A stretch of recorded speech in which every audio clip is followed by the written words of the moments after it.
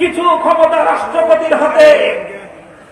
বিচার বিভাগ সংক্রান্ত ক্ষমতাগুলো প্রধান বিচারপতির হাতে,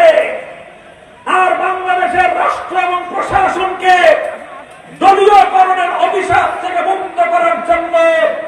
নিয়োগ কমিটির নামে আরো কিছু ক্ষমতা বিকেন্দ্রীকরণ করে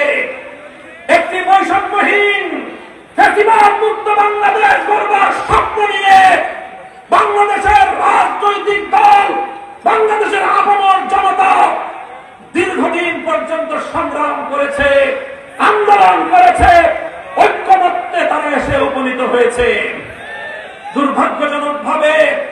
যখন সেই জুলাই সনদ স্বাক্ষরিত হবে এবং ঐক্যমতের ভিত্তিতে আগামী সুন্দর বাংলাদেশের জন্য নতুন একটি রাজনৈতিক বন্দোবস্ত গড়ে উঠবে, সংবিধান সংস্কারের মাধ্যমে নতুন বাংলাদেশের দিকে বাংলার মানুষ যাত্রা করবে, ঠিক সেই সময় বিএনপি অন্তর্বর্তীকালীন সরকারে ঘাপটি মেরে বসে থাকা তাদের কিছু চাটুকার আর গোলামের সঙ্গে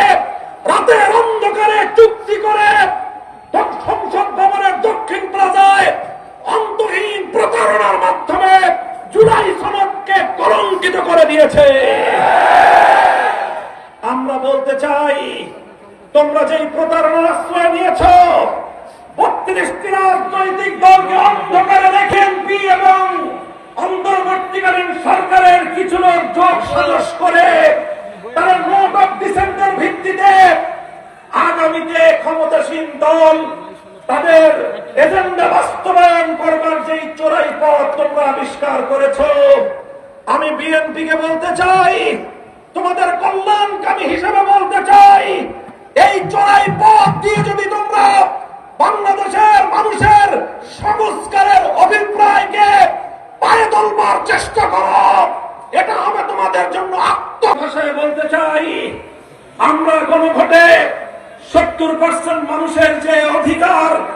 ৭০% মানুষের যে ইচ্ছার প্রতিফলন ঘটেছে, সেটা শান্তিপ্রিয় উপায়ে বাস্তবায়ন করবার দাবি জানাচ্ছি। যদি বর্তমান সরকার সেটা করতে ব্যর্থ হয়, আমি আজ ময়মনসিংহের এই কৃষ্ণচূড়া চত্বর থেকে পরিষ্কার বলতে চাই, ১৯৭০ সালে স্বৈরাচারী পাকিস্তানি গোষ্ঠী তারা যেভাবে বাংলার মানুষের ভোটাধিকার মানতে চায় নাই, যেমনি ভাবে শেখ হাসিনা স্বৈরাচারী সরকার বাংলার মানুষের ভোটাধিকারকে হরণ করেছিল,